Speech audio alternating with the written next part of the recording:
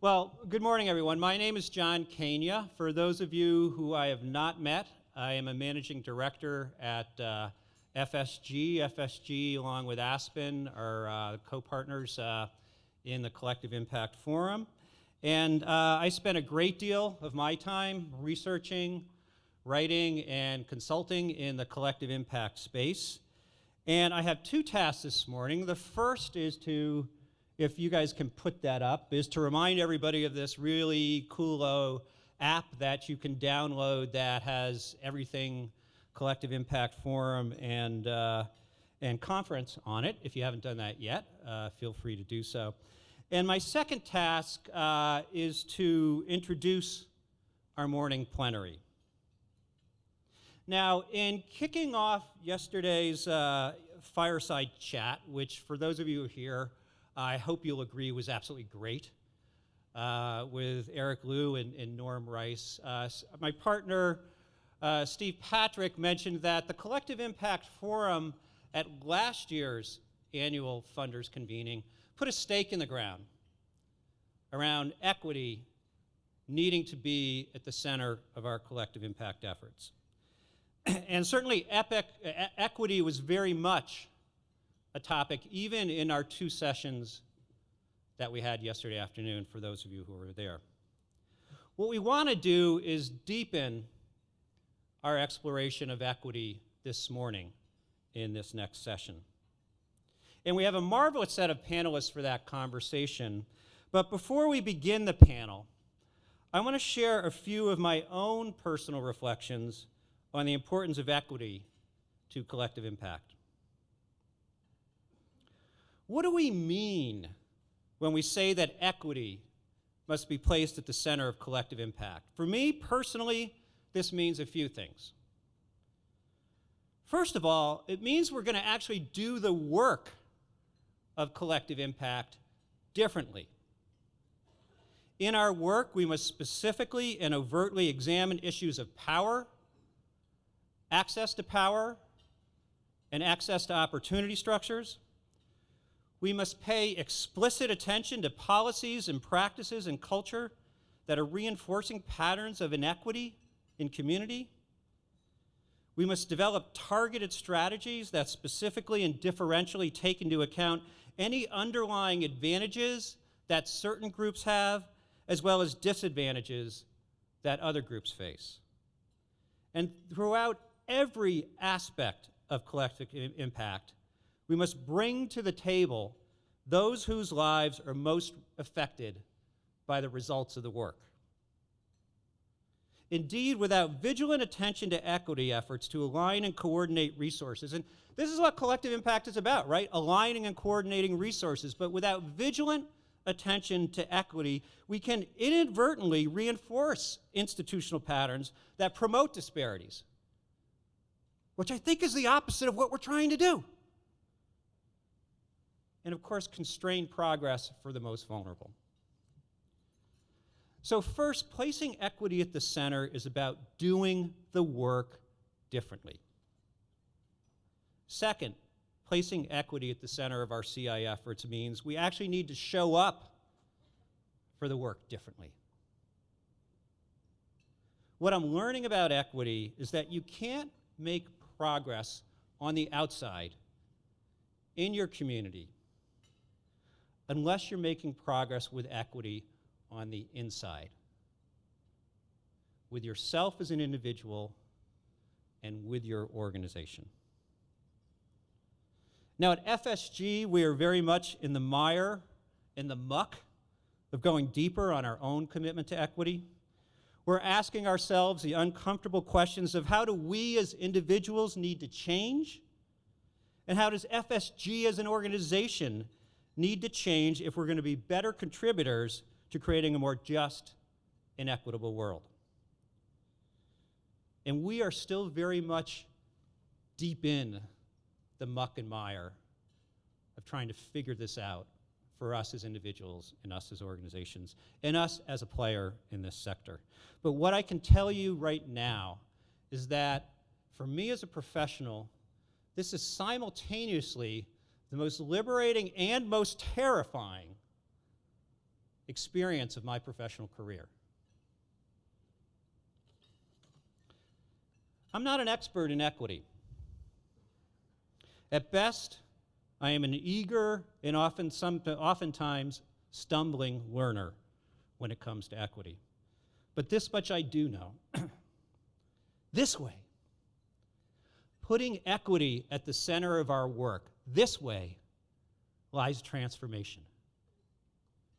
Not incremental progress of 1% or 3% or 5% per year, but the progress we all want to see, 30%, 50%, 90% change. This way, putting equity at the center of our work lies transformation. I know this in my mind. I know this in my heart. And perhaps most importantly, I know this in my gut. Now, I'm guessing that some of you in the audience are saying to yourselves right now, well, welcome to the party, John. Why did it take so long? Of course, equity needs to be at the center of the work. Of course, the question is how? How do we do that? Because we know it's not easy. Still, others of you may be thinking, well, I'm not there yet, John. And I don't actually get all the hullabaloo about this thing called equity. Well, wherever you are on this spectrum, to one side or the other, or anywhere in between, we invite you into this conversation this morning about collective impact and equity. I invite you to engage your minds and your hearts and your gut. And to lead us through this conversation will be Michael McAfee from PolicyLink, who I know you're going to enjoy, and three wonderful panelists who I know you'll absolutely enjoy. So I'm going to introduce Michael and our panelists before they come up to the stage. We'll do a little switch. The podium will go off, the panelists will come on, and we'll go on with the show. First, Michael McAfee is Vice President for Programs at PolicyLink. He joined PolicyLink in 2011.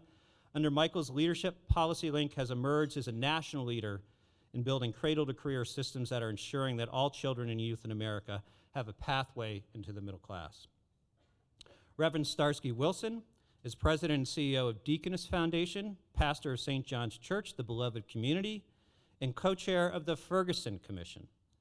In 2014, Missouri Governor Jay Nixon appointed Reverend Wilson as co-chair of the Ferguson Commission, a group of 16 citizens empowered to study the underlying conditions and make public policy recommendations to help the region progress through issues exposed by the tragic death of Michael Brown Jr. Luz Vega-Marquis is president of the CEO of the Marguerite Casey Foundation, where she oversees the foundation's $700 million endowment and $35 million annual grant-making budget. Ms. Vega-Marquis has positioned the foundation as a leader in movement building by shaping its grant-making and communication strategies to support a nationwide movement for poor and low-income families. And finally, William Bell became President and Chief Executive Officer of Casey Family Programs in January of 2006. He chairs the executive team and is ultimately responsible for the vision, mission, strategies, and objectives of the foundation. So welcome to all four of you. And we'll sort of do this switcheroo, and then Michael, the floor is yours. Come on up.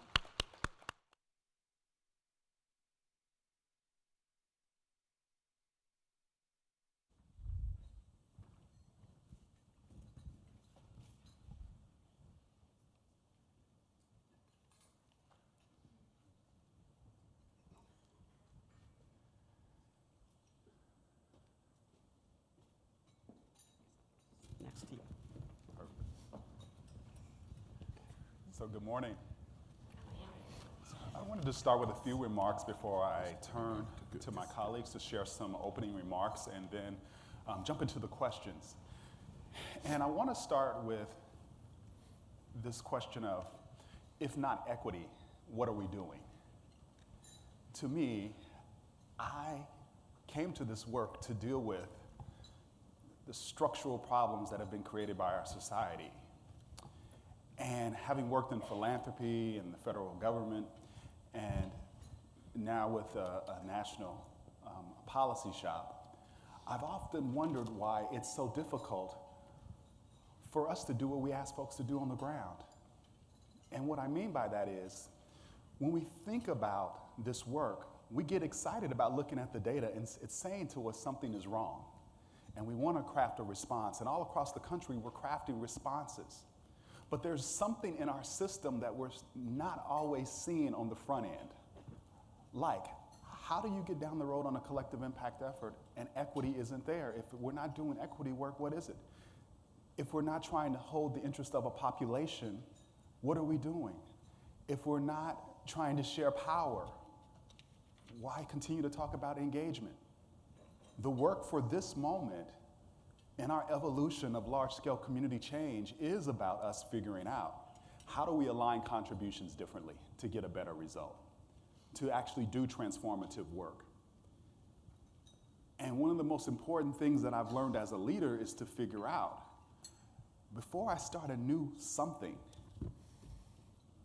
what will be different about my behavior that would even give me the remote possibility to think that something different will happen? And I'm inviting you to think about, as you go back, what is in our systems in terms of how we structure the capital, how do we set the community agenda, how we begin to launch a journey that is causing us not to quite get it right now in terms of the practice. The innovation for us, I believe, is not that we are creating a new pilot initiative, that we're creating a new framework. It is about us beginning to master being in relationships in a different way to achieve a different outcome. That is the innovation, and that is the hard work that we often avoid, because every time we introduce a new frame, every time we introduce a new report, it can quickly and dangerously become work avoidance. And I'm not saying that stuff is important, but what is important is for you to begin to think about, really, what are you prepared to lose? For example, what are you willing to lose in terms of your status if you're going to open up the tent to community members and share power? What will you lose in terms of your leadership voice, where it may have been the one that constantly set the agenda, but now you're sharing that space? And sometimes I believe it is in that lack of work that we've done around experiencing loss that we lose our way. I've grown as a leader over the last couple of years to stop judging bad practice as malicious intent. I've had to learn to do that because that's what I used to think it was. The impact is still the same, though. The impact is still the same. And what I'm asking you in this room to think about is this. In many cases, like it or not, we sit in power positions and we set the agenda. We control power resources, we control money resources, and how we show up dictates how something launches. And the most powerful thing that I'm excited about right now is when you think about collective impact and equity, is that we're actually modeling what we ask people to do on the ground, to acknowledge that we didn't quite get something right and we're learning and we're going to get it better, and we can publicly express that.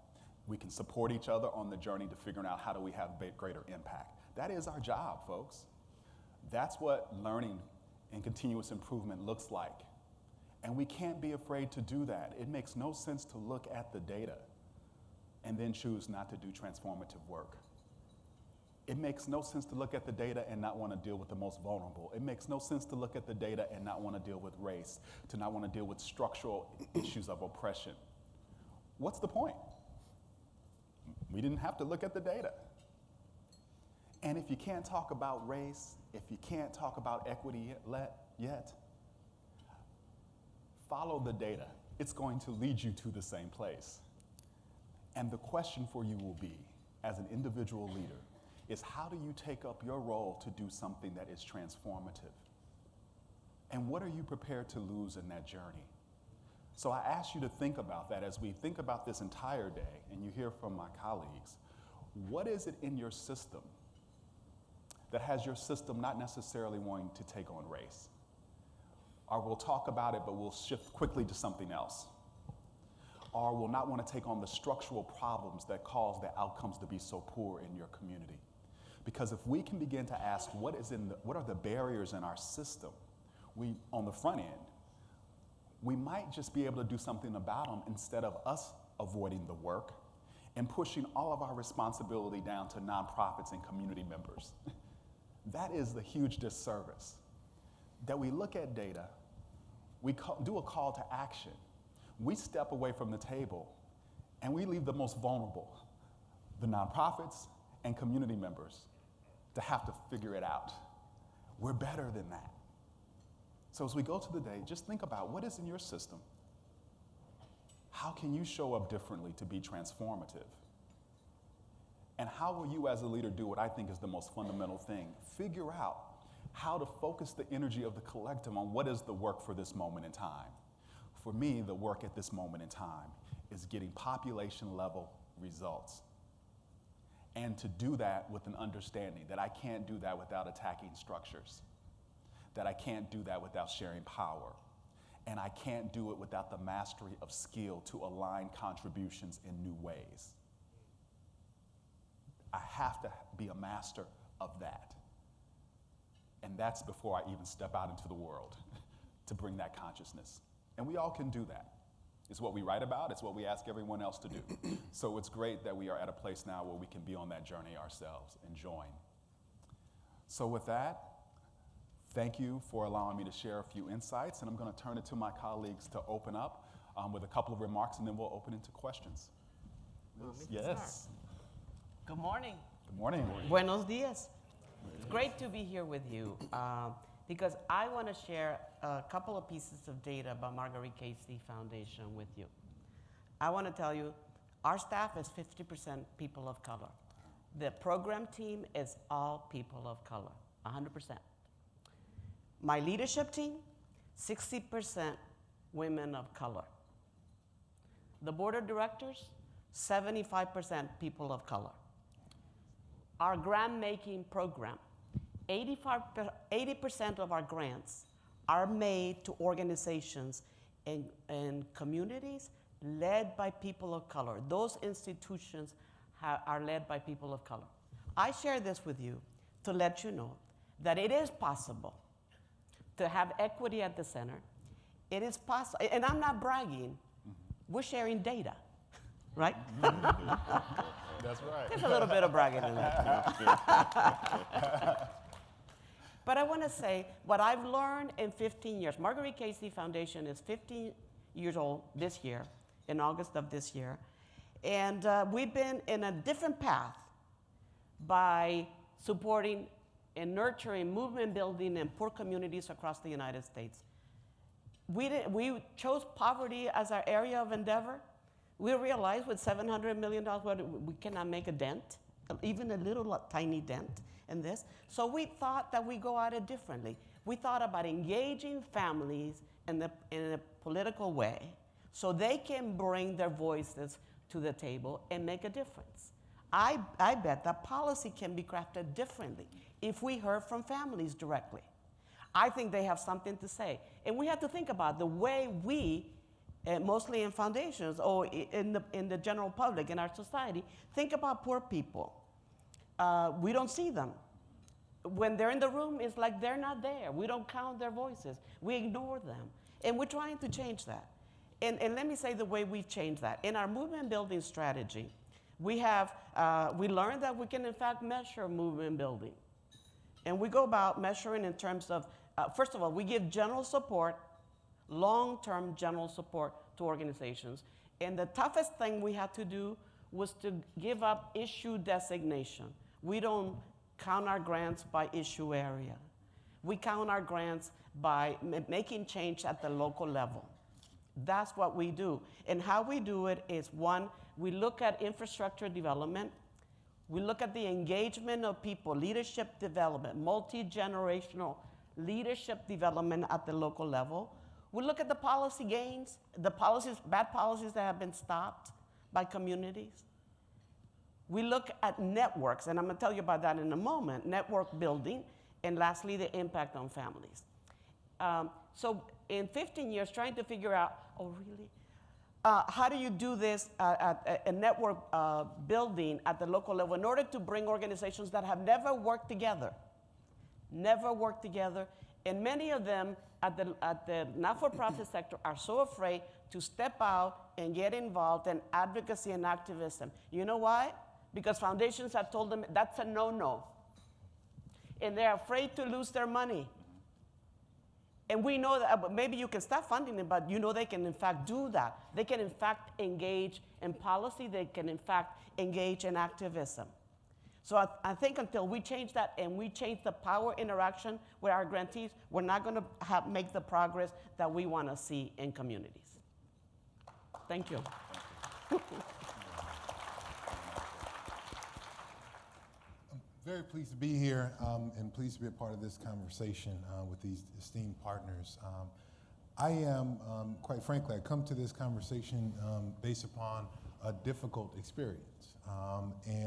What we noticed that 2 years ago, actually, we in St. Louis, in the St. Louis region, and specifically in Ferguson, were invited to be thoughtful about how we would engage our most intractable issues based upon the urgency of circumstances where young people were enraged, a community and perhaps democracy was inflamed because of the tragic shooting of Michael Brown. And so we came to serve after 3 months.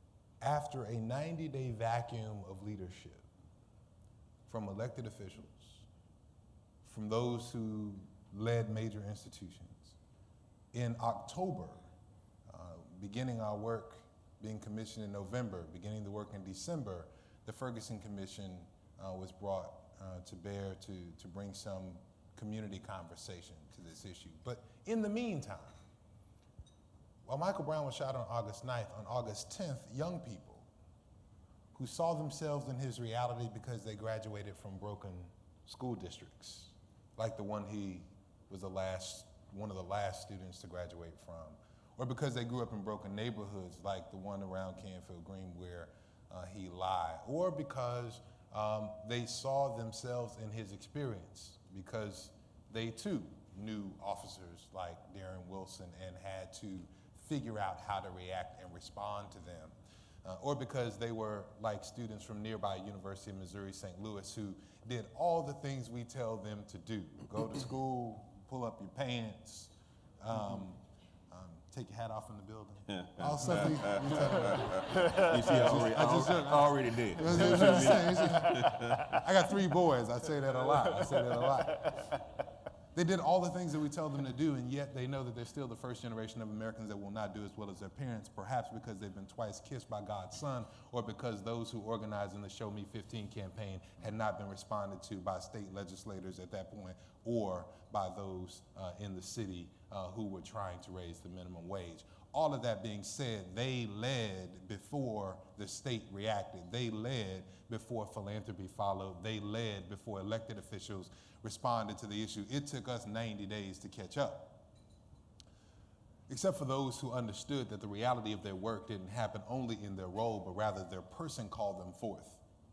And so some folks, before their institutions were there present with those young people following. And the reality was that they couldn't leave the work if they wanted to, so why not give them the work?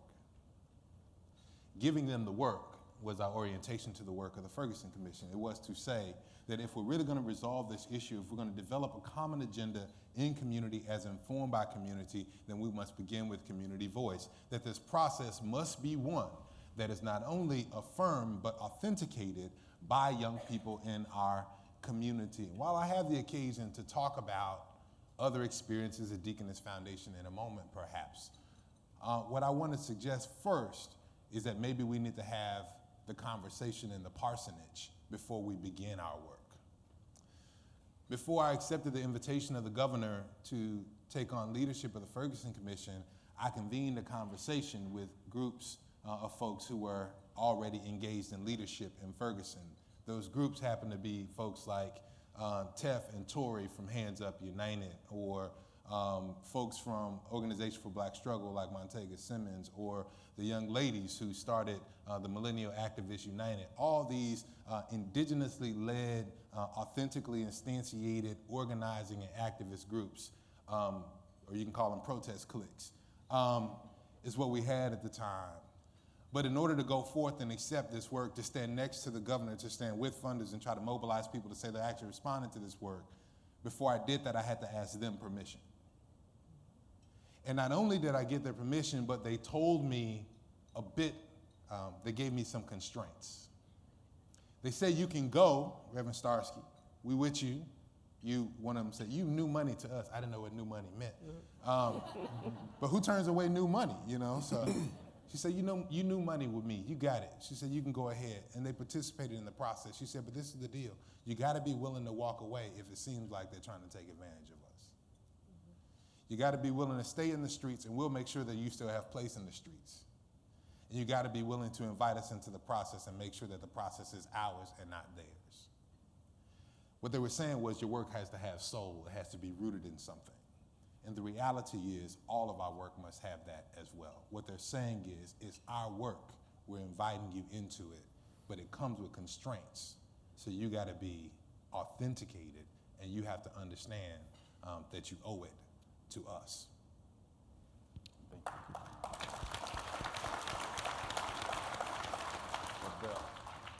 you. Good morning. Privileged to be here with you this morning to continue the conversation that many of us have been having for some time, a conversation that's been going on in this great nation of ours for several hundred years, and to share the podium with distinguished colleagues and peers. I'm always challenged to open my mouth in one of these conversations because I'm afraid of the truth that might come out of it. And some people may be challenged by the truth that might come out of it. But, you know, we sit here this morning to talk about fairness and justice in the way people are treated. That's the definition of equity. We sit here, as Michael stated earlier, to confront problems and challenges that have been created by our society. You know, and I just pause for a minute with that. Problems and challenges that have been created by our society. And those problems and challenges are the direct result of intentional decision-making by leadership. And so when I think about what's in front of us and what we are trying to confront, we have to be willing to face the truth. In order to extend conversations, sometimes we suggest that the problems that we are dealing with have somehow become more complex and more intractable in the recent years. How could things be more complex than slavery? Someone owning somebody else. How can the hurdles that someone have to overcome be more complex than internment simply because of who you are?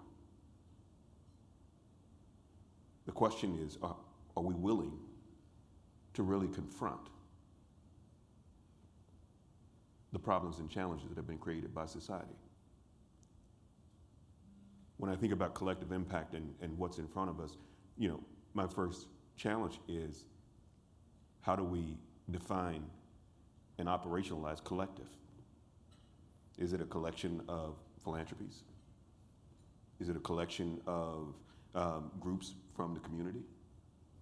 Is it a collection of government agencies, not-for-profits? How do we define it? And society, is that government, or is society all of us? And if society is all of us, then what we see today, we've all contributed to it being there, either by willful action or by complete silence in the face of it. Fairness and justice in the way that people are treated. If we created it together, then we're going to have to confront it together, not in opposition to each other. And when I have lived in poverty, concentrated poverty, all I've seen all of my lives, all of my generations, has been people who don't succeed the same way some other people succeed, and that is not because they lack the capacity of those other people. I'm convinced that there's something not being spoken here that is impacting us when we confront violence in our communities. Collective, what's the role of government or the police when it is a police shooting? What's the role of community when it's Pookie and Ray Ray shooting each other? How do we define and operationalize collective? And then how do we define and operationalize impact?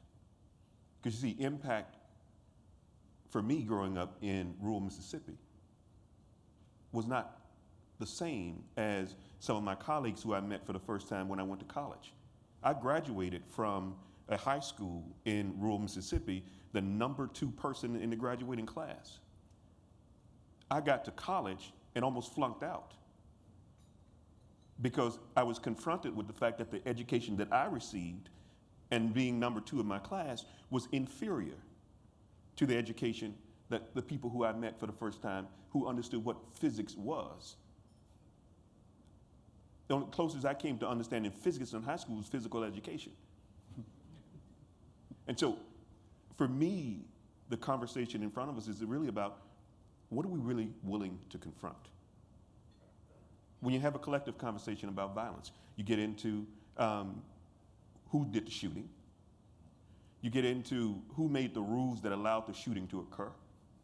You get into who created the environment where this young person thought that he or she had no other option but to shoot to kill because somebody disrespected them.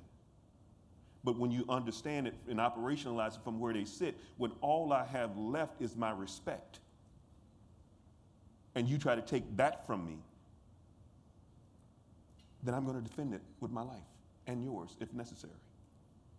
The question is, what are we willing to confront?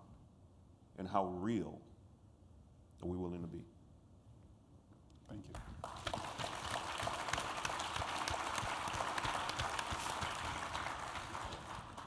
So William, I want to start there with this issue of what are you willing to confront? Because it would suggest that there needs to be a certain level of consciousness to do this work. You've all kind of suggested that along the way. So I would like to ask that as we think about if we're going to do something different, let's say we've got equity on the map now, it's getting embedded into our collective impact frame. What advice do you have around how do you have to show up in your person first to be able to do something different, to talk about, to find the problem in a different way and expect a different type of result to occur? What is that for you? For me, it's being aware of my contributions to what I see. I've come to believe that when you talk about fairness and justice, most folks don't sit and strategize about how I can make your life more miserable. You know, a lot of people, when you operationalize slavery, you think about these mean folks who went and got folks to make their lives miserable. No, that was an economic decision. I needed to get work done. I don't want to pay top dollar to do it because that'll eat into my profit. And so I'm going to find a way to get a workforce that doesn't cost me much and therefore my profits will escalate. That framework still exists today because it's economic. It's not about human misery. And so for me, my first wrestling and something that I would hope we all would begin to wrestle with is, what do I see when I look at someone? Because I believe that what you see when you look at me has more to do with how you perceive me and how you will treat me than anything I could ever do or say. And so when I look at young men in one of these 6,600 zip codes where you're most likely to be murdered than you are to graduate from high school, what do I see when I look at them? Do I see the same asset that I see when I look at at Donald Trump's daughter? Or do I see someone who is deprived? Do I see someone who is incapable? Do I see someone who we need to fix? Yeah, as I consider this question, I pastor in a neighborhood that 6107 is where all of you who fund believe programs need to be, but none of the organizations you fund want to put a building. It's the one that is a highlight on all of the demographic charts for needing supports and services, but no one really wants to invest in. It's the neighborhood where the kids speak program language. And so when you come to provide supports or services from the church, they think you're only there for a while, and they wonder how long it will be because they know that your grant's going to run out. The 12-year-olds speak program language, right?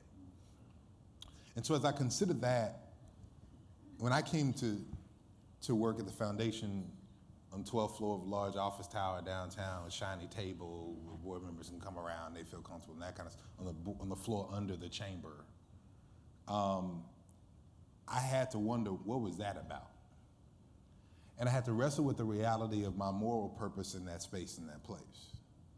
And what was I called to bring from that neighborhood to that shiny boardroom table? I would suggest that all of us, as we consider the work that we're called to do, particularly the privilege of the shiny boardroom tables that we sit around, is we have to be thoughtful about why we have been given the opportunity to sit around that table, and how will the work be different based upon the values that we bring. Unfortunately, we check ourselves at the door many times. We believe that we're here to fit into an institutional form, into a job description, into a particular role, rather than manifesting our values through that space and the privilege that God has given us. I'm a churchy dude, and the privilege we have been given. The privilege we have been given to be in that space. And so one of the things I was confronted with, while I knew I could do the job, I'm pretty self-confident. I don't think there's a job I can't do without, a good 6 months OJT. Now, I might not get 6 months most places, but I knew I could do the work of leading the foundation, guiding its grant making and its strategy, supporting its board, stewarding its staff and resources. But I didn't know why I was there to do it until this significant event created an urgency for me. I understood why at that point I was there. So the question, it seems to me, is what is your moral purpose within the institution, and how will it be different based upon the values and vocation that you bring to bear in your respective roles? And so I think that is kind of the critical question of person for us, and that's the reality we've got to wrestle with. Because if the institution is no different after you're there, what was the point? That's right. Thank you. Luz? Yeah. And for me, I had a great opportunity to create a foundation from scratch. So that was what catapulted me into creating a foundation that looks and sounds different. First of all, I used everything that philanthropy says are best practices. If you read our narrative, it says that general support is the best and most effective way of grant making. Guess what? It does work. So that's what I said, that's what we're going to do. We also said we're going to be in communities for a long term. We are doing that.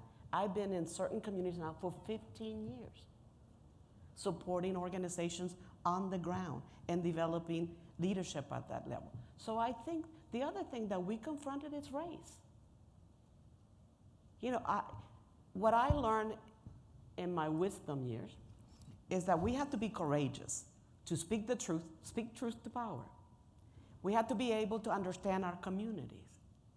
And I have a sense of urgency because I don't have a lot of time, but also because I care.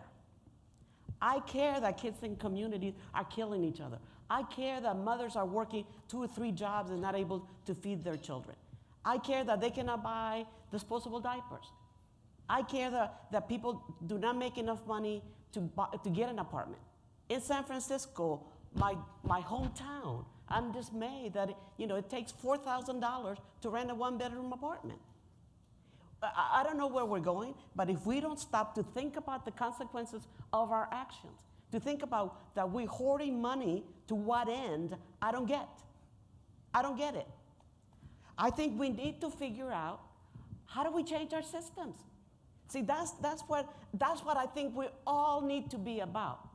That's what collective impact should be about. It's about changing the structural pieces that we have that do not get resources to communities. First of all, I think we also need to think about this. We cannot service people out of poverty entirely. We need to change their mindset. We need to change their mindset to be more active politically and also to appreciate the fact that they bring solutions to the table as well as we do. So I think that to me is really, really important. So confronting race, confronting structures, and confronting our own comfort. I tell myself, if you're not uncomfortable doing your job, you're not doing your job. We need to move. We need to move. We should have done this yesterday.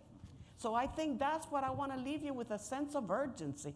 And I understand the constraints of philanthropy. I've said this many times, and it pains me to say it because I've been in the business for a long time.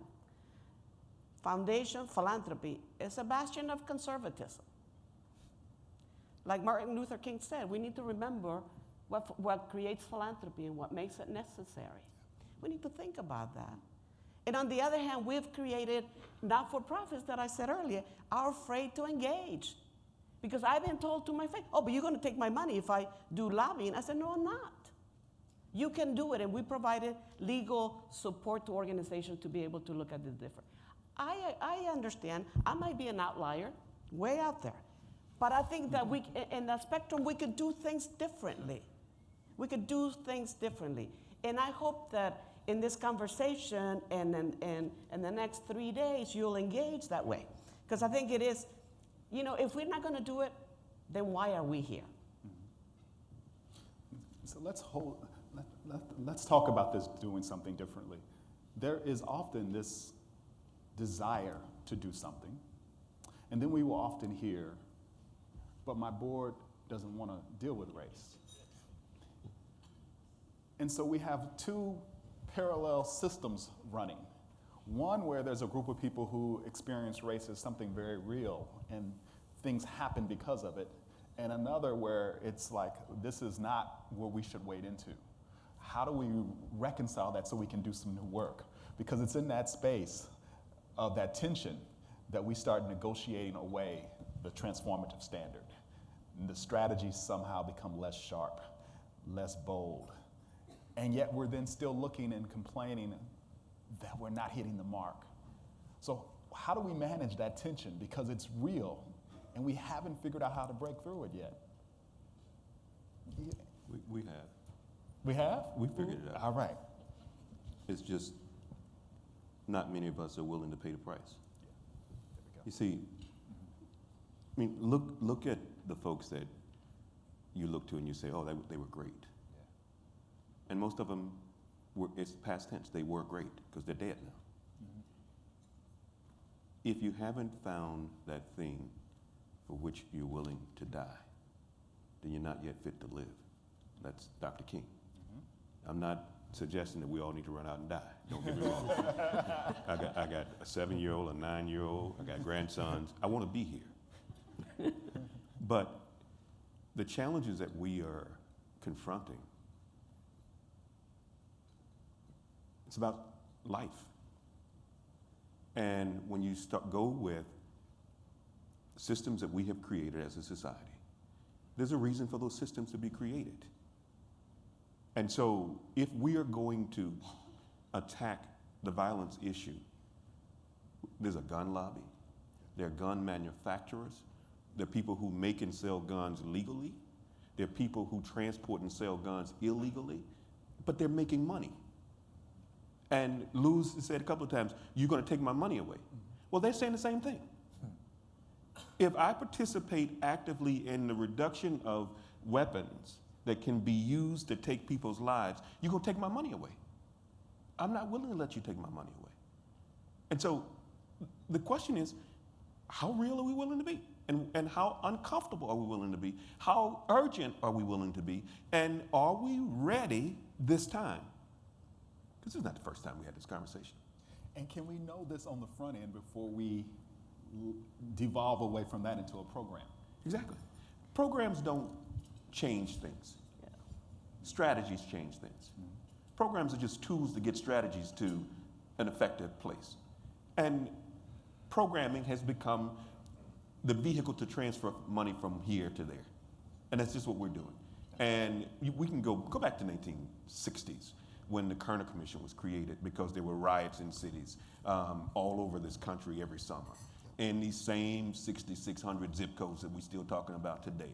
And where buildings from the 1960s that were burned out of steel, burnt out structures in many of these communities today. President Johnson created a commission and tell me what's going on. Tell me why these riots are happening. Tell me what we need to do to stop this from happening and move forward. The commission came back and said, you have created concentrated poverty. You've created ghettos. You have black people who are suppressed into concentrated poverty. They are asking for better education. They're asking for better housing. They're asking for jobs because their unemployment rate is 2 and 3 times that of the general population. And if you want to fix this, you need to tackle this issue with the resources and the fervency and the dedication that will equal the problem. And if you do that, we will have a different place. But you've got to first admit that decisions that were made by society created the ghettos, not the people who are living there. And Johnson said, I gave them the Civil Rights Act, and I gave them the Voting Rights Act. I'm not ready to do that. And if you think I'm lying, Google it. Kerner Commission.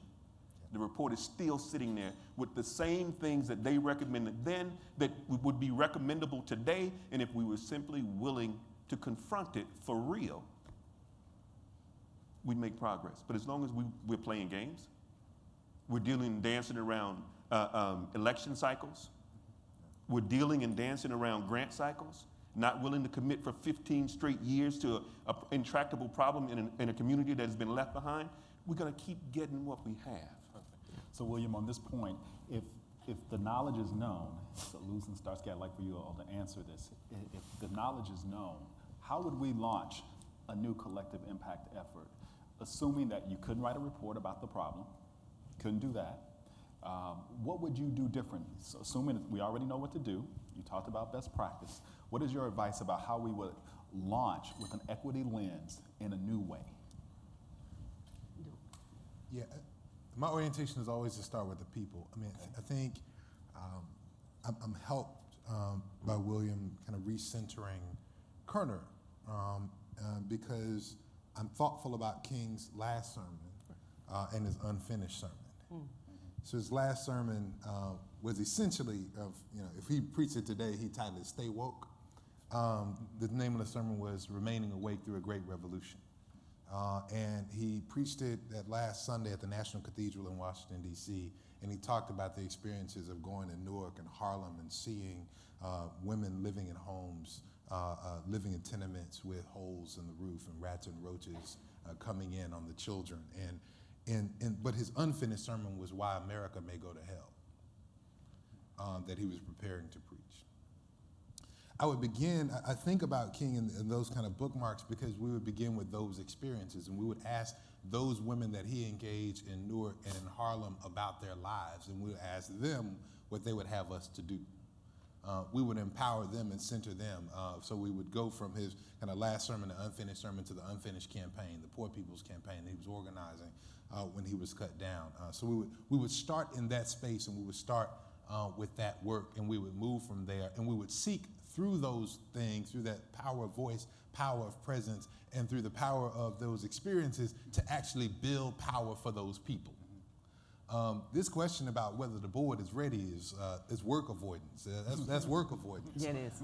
And it's lack of skill. It's the kind of stuff that one of the people, when I came to be the CEO of the foundation, let me know, of former CEO, say, the job of the CEO is to make it through the next board meeting because the most significant thing that the board can do when they gather is hire or fire the CEO.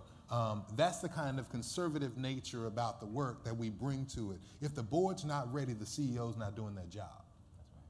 The board can only act on what is placed before them. And so part of this is about building the skill to nurture, to steward, to place in front of a community of people who are there for the sake of the fiduciary responsibility to those women in those tenements in Harlem and New York by virtue of their 501c3 status, that they're there to work for them. You're there to work for them. So put in front of them the way that they can actually do that work. And if they're not ready to do the work on race, that means you and your staff have more work to do.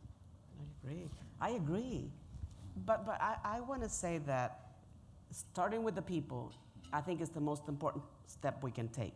Understanding what they want to see done. And because we fund in 13 states, we just let the communities decide what they want. We choose organizations. We don't tell them what to do. We really don't.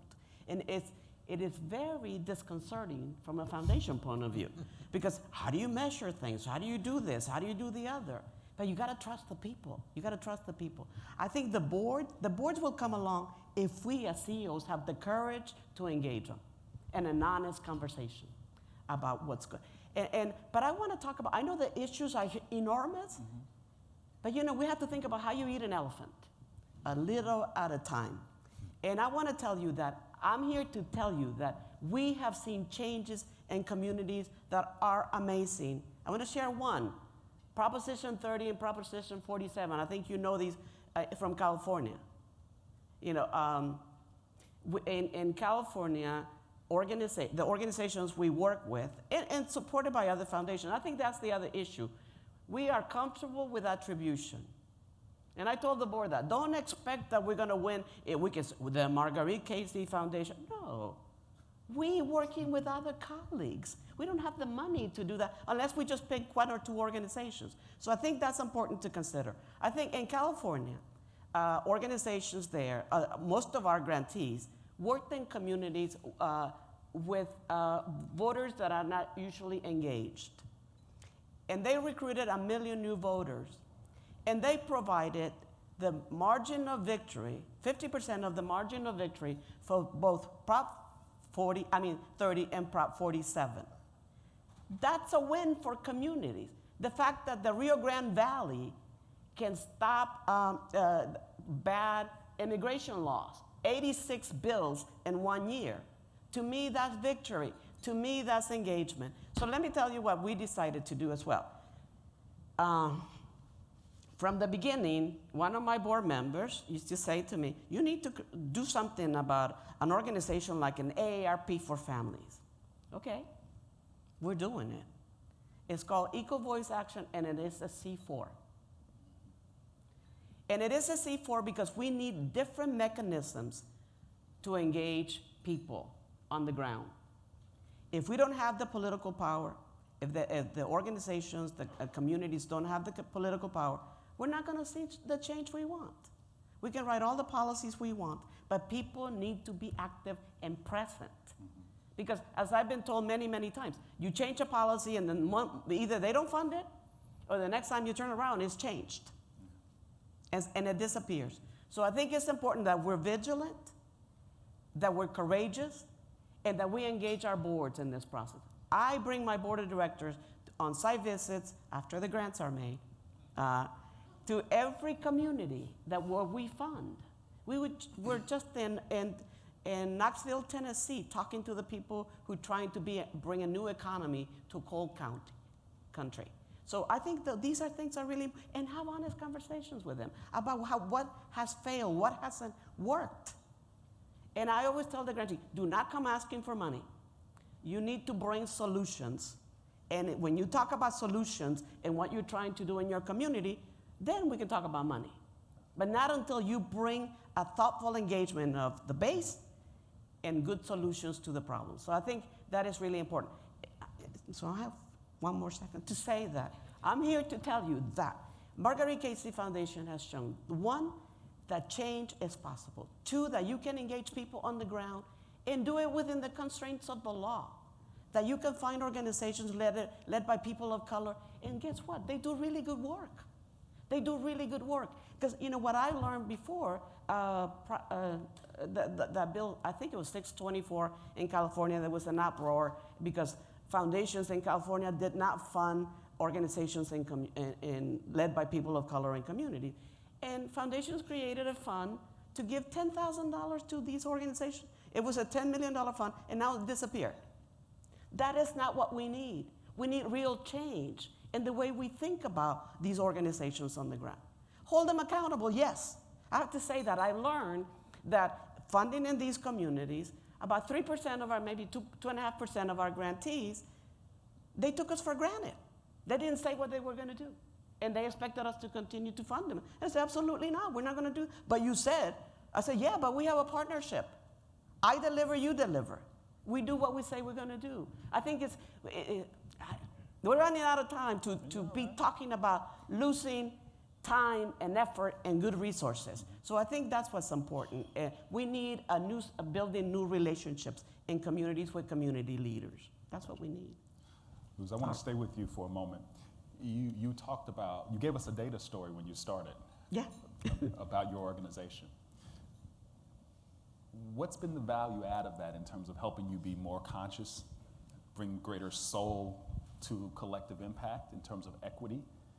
Has that made a difference? It has made a tremendous difference. Tell us how. At the board level, when my board chair was part of the Birmingham Children's March, and he was put in jail.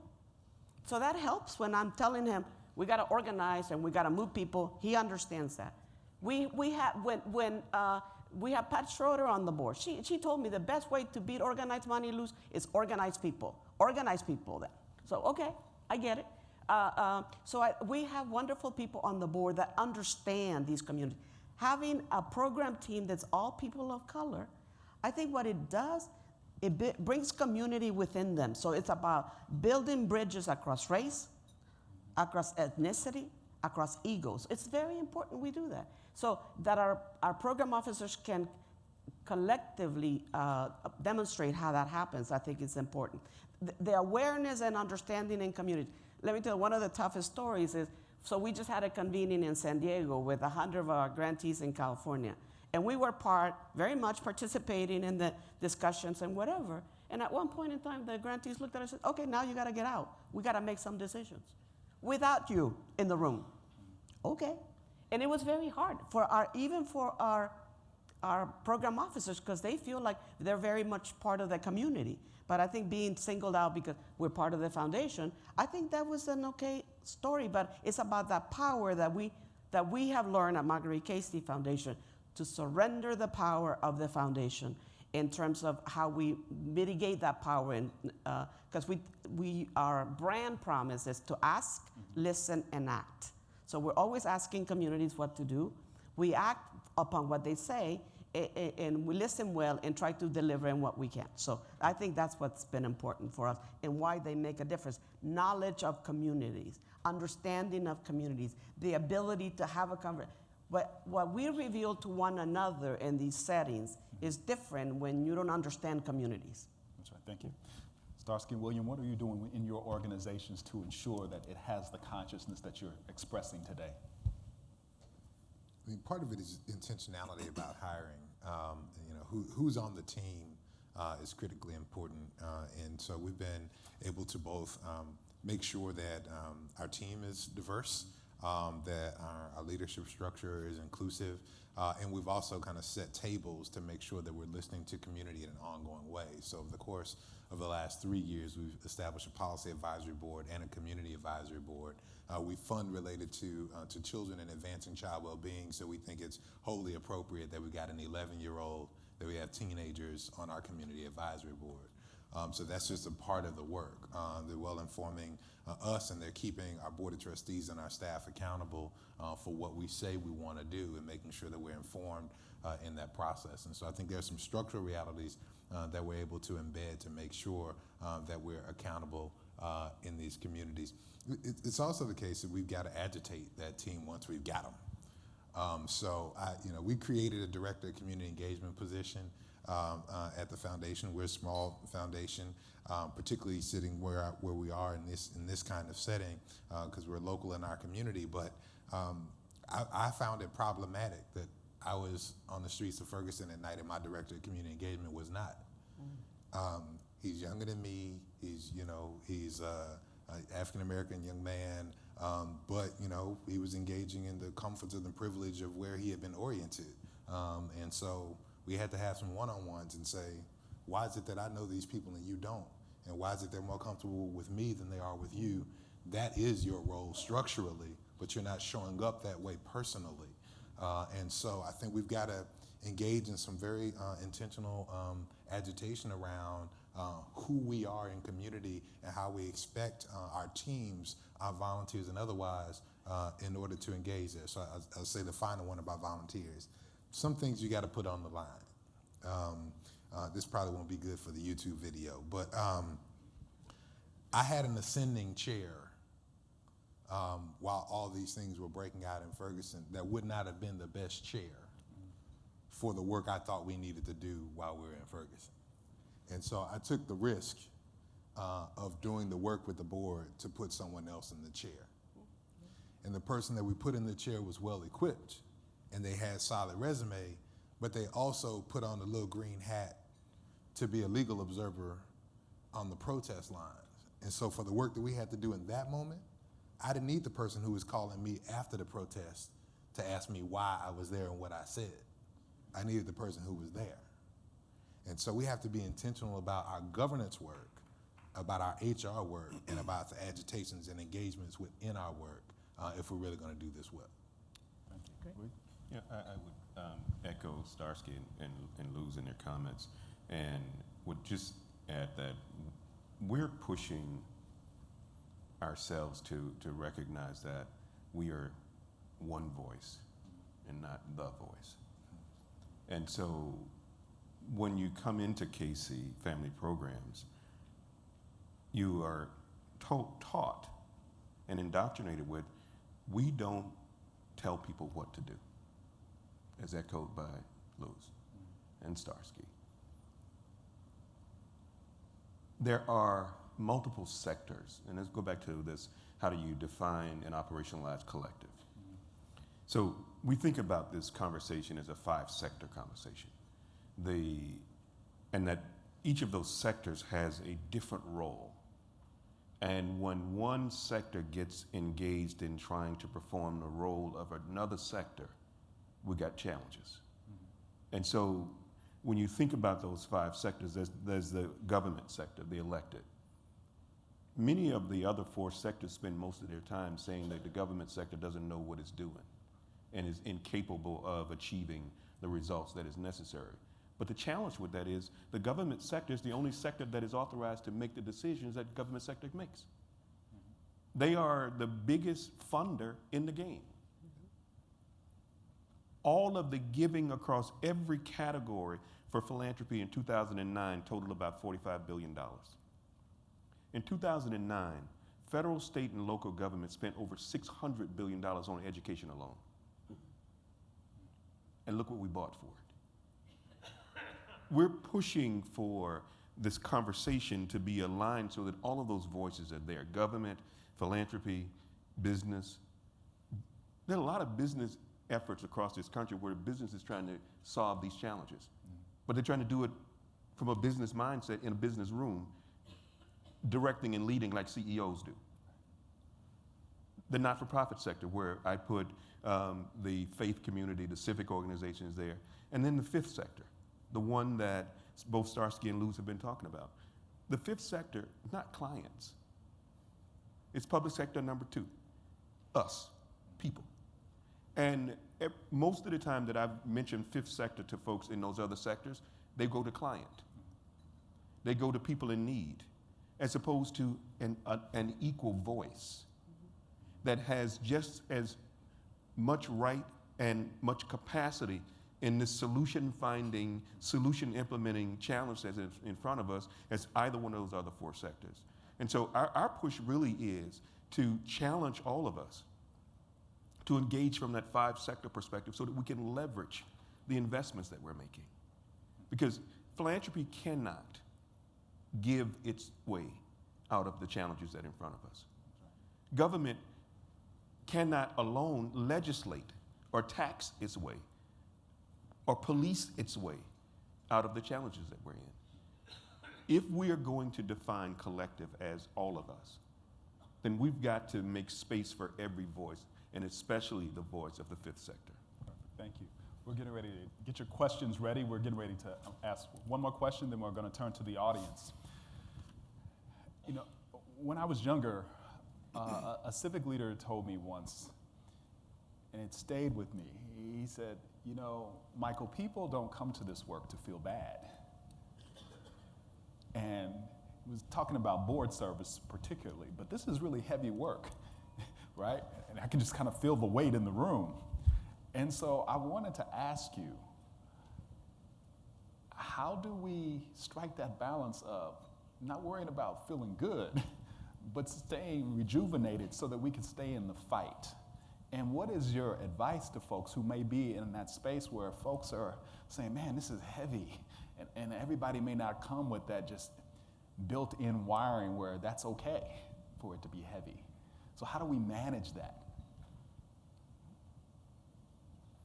Yes. I'm not good Say at more. You know, the bottom line is, if we think it's heavy, go live the life of these folks. Community. Yeah, that's it. Yeah. You know, it's heavy burying your children.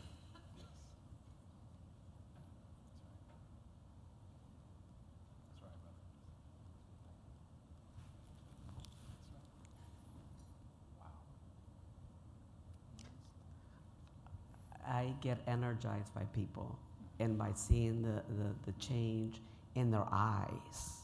See, when they own change, that when they own agency to bring about change, there's no stopping them. And when you achieve that, it's the most rewarding thing you'll ever have. I almost equate it when getting a smile from my new grandbaby, almost. But I have to say that I would be remiss if I didn't admit I'm the worst in taking care of myself and finding time to rejuvenate and all of that. I just haven't found the answer. But I think also what is very rewarding for me is working with the board of directors that is mainstream as they are. I think they're the most committed board with the passion for the work. And they keep me on my toes. They keep me on my toes, I have to tell you. They're an incredible board. The chair of the board is the president of UMBC. He chairs the President's Commission on Education on the Excellence of African American Education. So, and they're just wonderful. They come from, it's a 9-member board, but they're very, very engaged. We went to a meeting, we went a site visit in New Orleans. I'll share this. Can I share a story? Very quickly. We're meeting with this organizing group in the 9th Ward. We have been there and saw the boat on the streets and all of those things back then. And what happened to Katrina, and this conversation about unemployment of African Americans. So they just built a brand new hospital in New Orleans, and the unemployment rate of African American remains at 54%. It's outrageous. So, but anyway, so we're in with this a meeting with young people, maybe 5 or 6 young men under 24 and a couple of young women. And they talked about their pain and how they're trying to take care of their communities. And they were trying to tell us how difficult that this one young man had trained to be a carpenter because he felt that he, you know, in the rebuilding of the community, he could take he could have a job and help out. He couldn't get a job. So, but then, you know, we asked them what they needed from us. And on that Ask, Listen, Act, they said, we need like an incubator. They don't have cell phones. They didn't have a place, they have computers, no place to gather. So we're paying for that outside our general support grant. A little grant to buy computers, to buy phones so they can have a place to check. But the important thing is out of that conversation, so we have our board meeting the next day. This is on a Sunday. Monday we have our board meeting, and here comes our investment advisors. And the first question from our board is, we're looking at 5% unemployment rate. Well, you got to tell us about what's happening in these communities and what we can do about it. So since then, we've been getting data on the unemployment rates for African Americans, for Latinos, for Native Americans, for women, based on education and everything else. And why? And we have conversation with experts about the growth of low-wage jobs and those sectors, and thinking about what is the role of the 95% of our assets. How do we do that? How do we engage on that? So I think that I'm sharing this story to say that, you never know where the conversation will take you with the young people.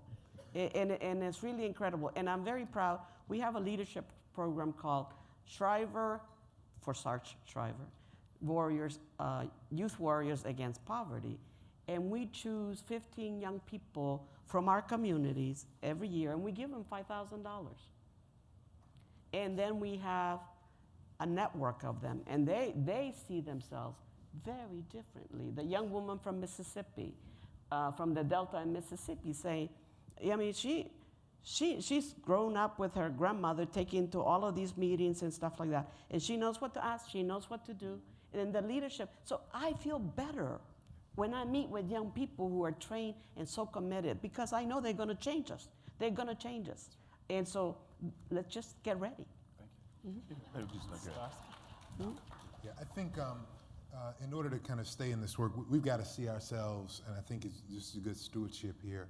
First, I think we have to have a sense that there is something greater than us, even if it's just our mission, but we have to see ourselves in a wider context. Otherwise, it's remarkably dangerous for us to deal with the kind of privilege of independent resources and the allocation of assets that we do. If we don't understand ourselves as accountable to something greater than ourselves, see ourselves under the gaze of eternity, under the gaze of whatever that is, as a renewing space, then I think we can get into some really dangerous kind of spaces and places and practices. And so I think first we've got to have that context of ourselves in a wider sense.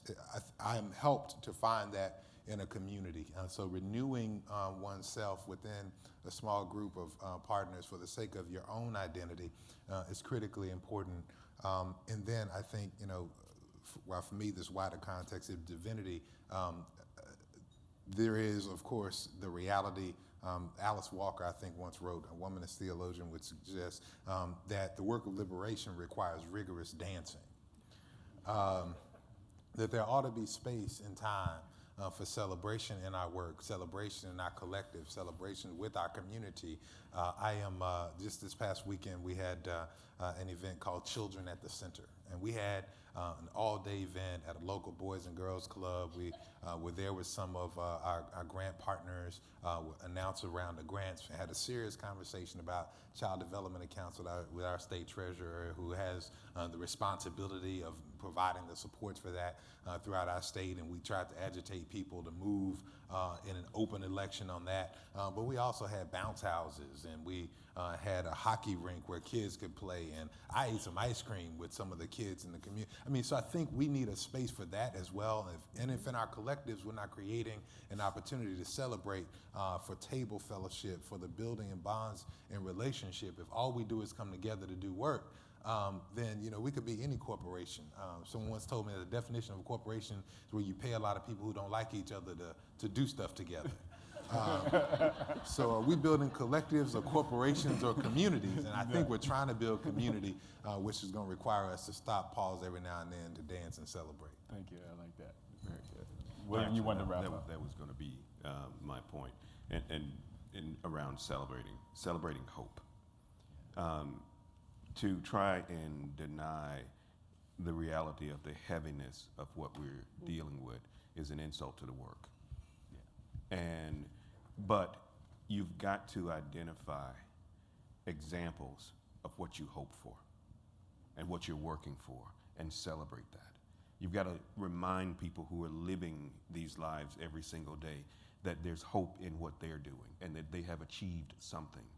When you think about the structures that we have built in this country, we have built, in order for people to get money, we have built a structure that says you must tell me how bad things are.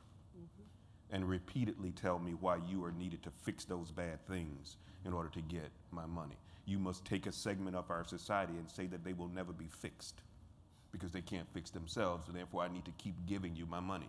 Government does it, philanthropy does it, and we've got to begin to show people things are changing, because it is easy to be overwhelmed by what is not changing. but we've got to celebrate the hope that we look for, celebrate the hope that we live for. There's a reason why people who live in these depressed neighborhoods can still celebrate birthdays every year. Because celebrating a birthday is a reaffirmation of life. But when there's so much death and violence around you, how can you still cling to life? Because the moment you stop clinging to hope and life, you die. And so we need to be clear. Yes, it is heavy. Yes, there's hope. Very nice. Thank you. Thank you. Audience, questions from what you've heard? We've got a mic in the back, so raise your hand. You got one here and then one up here.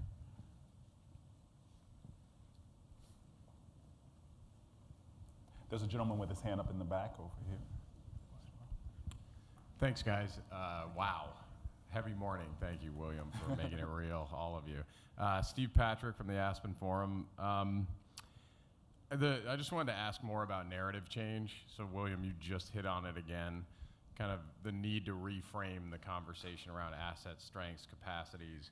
People shouldn't be defined by the one thing they did wrong, but by the aspirations and goals they have. And I think right now in our country, there's a big push for that narrative change. I think your foundations are out in front on that. I think a lot of organizations, this effort around Be Me, which I think folks should look up. So and I think you all touched on it. It's really about folks being agents in their own change and destiny. But can you talk a little bit about the work you all do to pursue narrative change in this sector? And I think you know what I mean by that. Right? Thanks. Let's start. Well, one of the things that we're doing is we have a social media campaign we call Day of Equity. We're going around asking people, real people in communities, what would equity look like for them? And this woman told me, equity for me is making sure that my 21-year-old son can get a job. That's equity. Other people have broader aspirations, and yet we have encountered people who cannot say what it is. They say, I can tell you what the problem is, but I don't have a vision. But I think it's important that we begin to change that and give that hope, create that hope in the statement of something positive can happen. I think that's really important, and that's some of the things that we do. We have a newspaper with real journalists and all. It's an online newspaper. I will encourage you to read some of our stories. They're very good. But some of our best stories are the stories we have. For example, we have celebration around Mother's Day and Father's Day. When people graduate, we ask parents and children to tell us their story and what's important to them about graduation. So those are our best, that gets the best readership, is those things that are really positive and engaging people in different ways. I do think, though, we need a meta narrative that is different about our work. We don't have that. We don't have things about small government. We don't have any responsibility. We don't have those kinds of things, and if I may, there in the progressive side. And so I think we need to work on that. Yeah, I'll say this. One of the things we found as we kind of talked about the story of Ferguson is that when we told people had images in their mind already, and those are difficult and sometimes deafening images. So when we went to provide the report, the Forward Through Ferguson report, which I also encourage you to read, forwardthroughferguson.org, we told people that the report is online. We made a printed complement that you can download that has all of the policy recommendations and the breakdowns of it. But the report itself is online. Why is that? Because online we could tell the stories of 75 people who are impacted by all of the policies that were spoken of in the report itself, right? So this is a compliment, but you can't tell the report. You can't actually talk about what happened without seeing the faces of the 3,000 people who put in 30,000 volunteer hours to make that thing happen, right? And so when you hear their story, then you begin to see the urgency, feel perhaps the urgency of advancing those policy recommendations. And I think always seeking to pair or partner the recommendations that we're making, the policy we're trying to build, the power we're trying to build to a policy shift and changes with the personal story of people is part of what we've kind of always got to do. And so we needed to invest and partner with a group called Humans of St. Louis in order to do that. And they've created these profiles of folks from all over the community where they're kind of just talking about how they're impacted there. And I think this is a way that we can be thoughtful about this difficult work, but also see the real urgency and impact on people's lives. You know, and I would just say that for Casey Family Programs, we're trying to connect a chorus of voices that are singing the new song, the different song, about what is really happening on the positive side across this country, and making sure that it is not just us, and that people are hearing those voices, and that we can speak and ask the question why, and ask the question why not. I was just reading this morning how the president just commuted the sentences of a bunch of more folks. And it just dawned on me, if people don't need to be in jail, why do we have to wait till the end of a presidency in order to commute sentences? And why shouldn't we be saying that more loudly and more broadly? And I think it really is when our voices can actually come together. It says something different to the onlookers who don't yet understand the conversation that we're having. Casey Family Programs this past Friday had the wonderful opportunity to ring the closing bell at the New York Stock Exchange. And people were still saying, why are you there? Because that's the center of the resources that we need to have impacting these communities and these families. And our theme, this is our 50th year celebration, and the theme is investing in hope, building on 50 years of investing in hope. And we believe, and so many of you and people across this country believe, that the tide of hope is changing. Even when you see a Ferguson, the tide of hope is changing. Even when you see the various places where lives are being taken, lives are being destroyed, people are unemployed, but even in the midst of that, there are babies being born. Even in the midst of that, there are people who are kissing their grandbabies and seeing hope in their eyes in the face of despair. And we've got to connect those voices so it doesn't sound like it's just us, because it can get lonely out here sometimes. But there are, going back to my roots as well, there are more for us than there are against us. We've just got to be able to see them. And sometimes without a vision, people perish. Thank you. There's a question in the back. Yes. Walter Howell with Commonwealth Partners. Thank you all for the powerful words today. I appreciate the thinking on external narrative. For me, though, I'm thinking about the internal side, just the cultural change that's needed for my organization, for a lot of organizations here, to really shift from a deficit-based approach to an asset, hope-based approach, really getting program officers and staff on the front lines, as you were talking about in Ferguson, and really breeding a sense of celebration and fellowship being core to who we are versus leaving at the end of the day. I just would be interested in any guidance you have based on your experience, how to really lead that process of internal change to get to that place where we're ready as organizations internally to move forward there. Believe that the place is possible before you start. Decide that there is no obstacle that can stop you. Even if they chase you out of the organization, you've dropped enough seeds to make sure that something is going to happen even after you're gone. But at the end of the day, it's going to take time. When this crazy guy from New York showed up in Seattle saying that we were going to focus on building communities of hope, and we were going to influence a 50% reduction in the number of kids in foster care by the year 2020. And then we were going to convince government not to take that money that you saved by not doing so much foster care and reinvest it into building stronger communities. People are like, huh? You've lost your mind. We don't do that. We're still working on it. And this is year 12. decide that that place is possible, even if you're the only one who believes it, and keep moving. We who believe in freedom cannot rest until it comes, and it won't be easy. You're going to doubt yourself sometimes. People are going to call you names like they didn't do that before, but people are going to call you names. People are going to tell you that what you're talking is foolishness. That's not how we work around here. Some board members are going to ask you some questions about what you were drinking last night. Or smoking.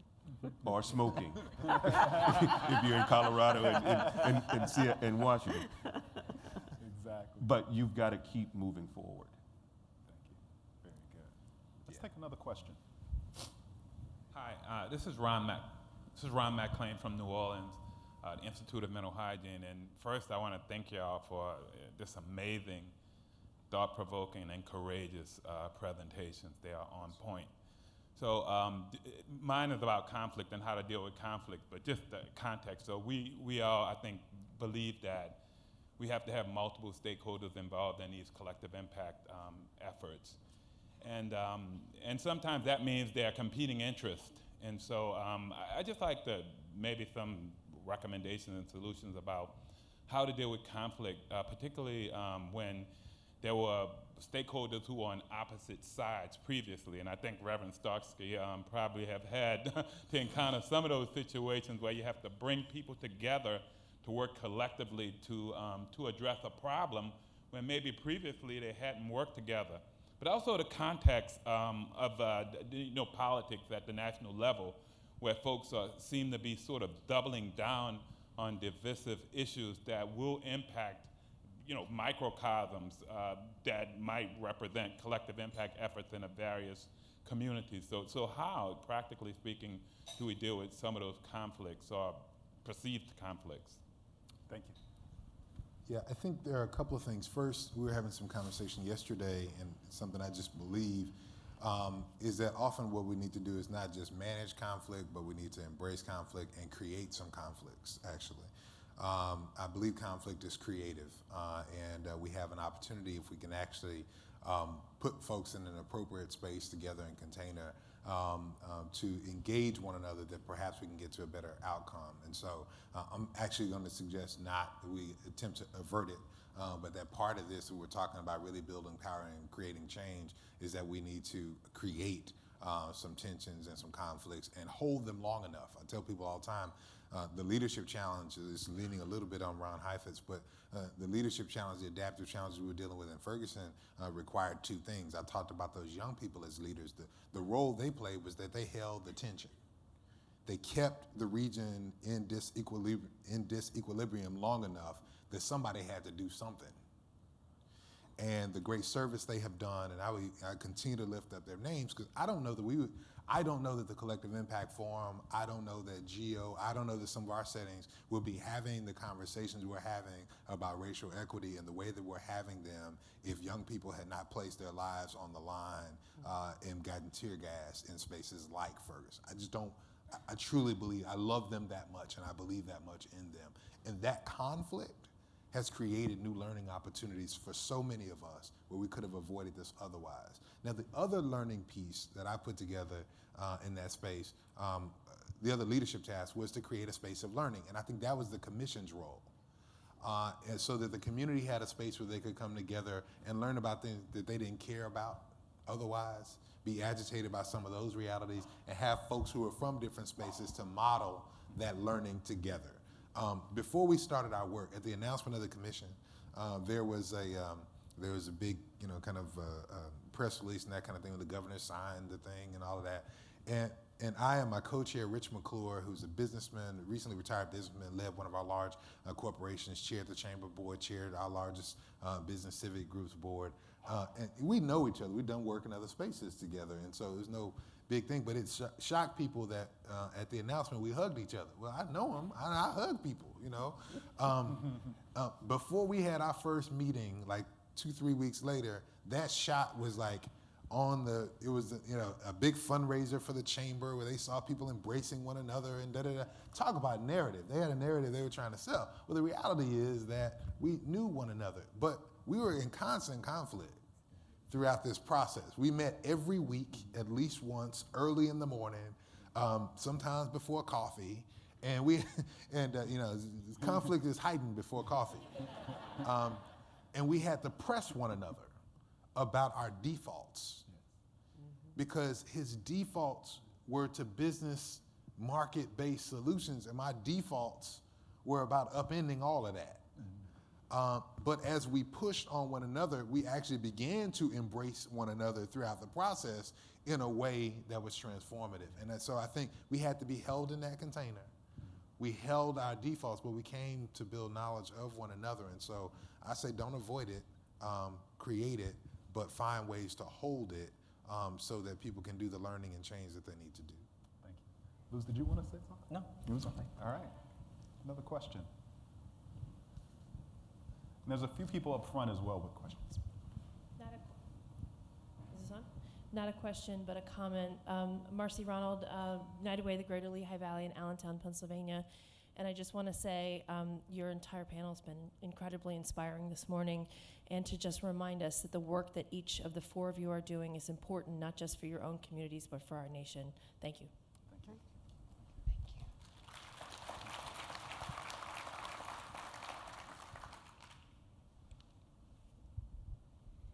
Good morning. So I wanted to build on some of the narrative questions that have been coming up. I was really struck by what you mentioned around it not making sense to look at the data and not do transformative work. And I think many of us know in our communities and our work, it's very easy to look at data and admire the problem and not actually move forward. But as we're thinking about looking at the data and using those very real disparities and gaps that exist, I'm wondering if you could talk a little bit about how in your communities or in your work more broadly, you've been able to communicate some of the differentiation between targeted and universal strategies. So often universal strategies are what makes us comfortable. We see every child having the opportunity to succeed, but knowing that in neighborhood zip codes, there are those very real disparities and targeted strategies and resources that need to go there. So wondering if you could talk a little bit about how you've built that narrative around why targeted strategies are so important. I'll share something after you. Okay. Go ahead. I would just start with the response that we need both targeted and universal strategies. And also just face and deal with that most often when people are arguing against targeted strategies, they're arguing against race, they're arguing against poverty, and they're arguing against equity.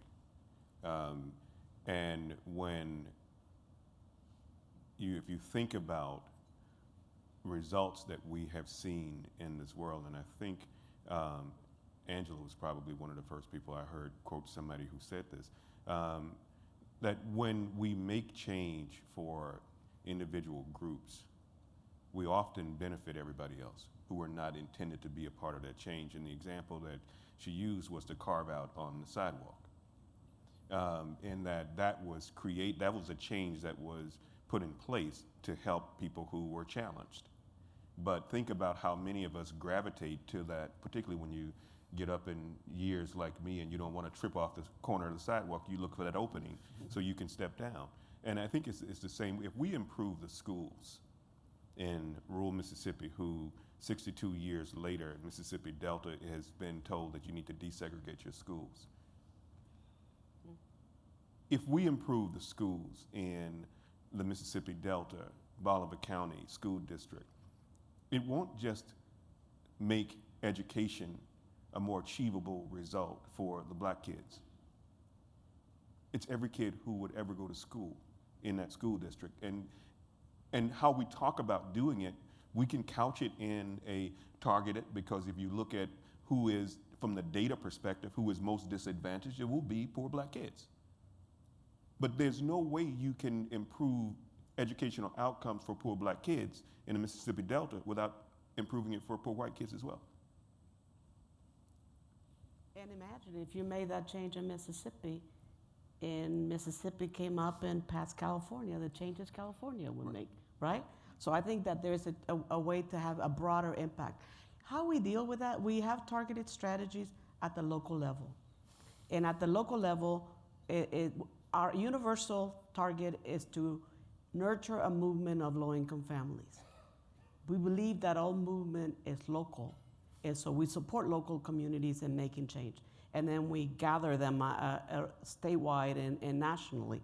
And the way we do that, and the way we bring disparate organizations on the ground, is by, we created a position we call the network weaver. And the role of the network weaver is to connect organizations and to make sure they work together to create a broader agenda of change. And so that's the way we have targeted that. I see the numbers, I get nervous with numbers. Perfect. Perfect. One last question. But a comment. I was sitting here thinking about a program we have in Minnesota, and this is from Indian country. And in our programs, we believe that people live into the stories they tell themselves. And so a few years ago, our Native American alumni asked us to help them deal with internalized depression and historic trauma. And we're a training program, we're a leadership training program, and we asked ourselves, okay, how are we gonna do that in a training room? Because we understand, you talked about it being heavy, holy moly. We knew that was like tearing open a wound that's very deep. And how are we gonna do that in a training program? Took us 2 years. We brought together a number of what we call extraordinary practitioners who are American Indian leaders and asked them, what does good leadership look like in Indian country? And then we landed on using a metaphor, taking one step away, trying to remove the pain one step. And we use the metaphor of the Matrix, if you know that movie. And we show a clip that says, okay, you want to take the blue pill or the red pill? Do you want to go back to sleep and be blind, or do you want to wake up? But what was most important to us was we said, yep, that's a part of our story.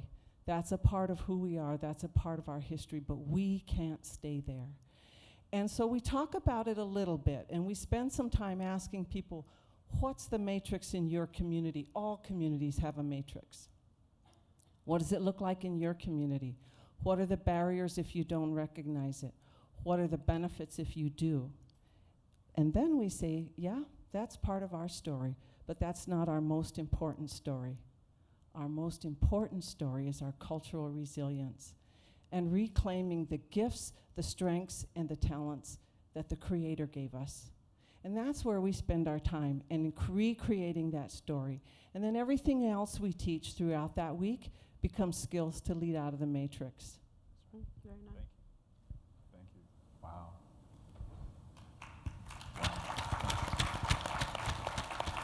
So we're going to close, and in closing, I heard a couple of words that were used that I would like for us to leave thinking about. One of the first words that resonated with me was the word liberation. We don't often use it in our space, but these are leaders that are really leading in a liberating way. And I would invite you to go look at some of the liberation theology literature and think about it in the connection to our work. And I would ask you to hold that word liberation and to think about, what is your song of liberation? What is your song that you sing of liberation that can express the pain and the oppression and the hurt that is caused by a society who leaves far too many people behind, but also connect that song with the hope and possibility that you also heard here today? If we're going to be able to attract people to this work and help people have the courage to lead, we've got to have a song to sing. We got to have a song to sing. And so I'm asking you to think about, how do you leave here and find that song in your own heart, in your own gut, and in your own head? And then how do you create the space to dance? You heard that. So we're going to leave and we're going to sing and dance, even if you can't. We're going to figure it out. But how do we dance with each other in different ways? How do you dance in that conflict? How do you dance in the ambiguity? How do you dance in the space of being afraid of a board that is not there yet? of a community that you may be uncomfortable dancing with? How do we leave here and sing and dance together and inspire others to take up this work in relationship with us? On your table, you have a couple of questions to ask you to think about this work in your person, how you show up, in your current role, and then in your system. And we want you to think about this throughout the entire conference, because this is the work that some of you all started doing yesterday with the foundation leaders, understanding person, role, and system.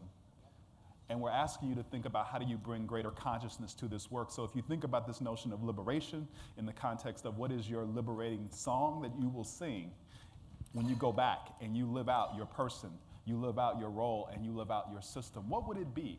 And just find someone throughout the course of the conference where you can just share some of the insights and reflections that are emerging from you thinking about this. Thank you for your time this morning. I've really learned a lot, and I would ask that you join me in thanking this group.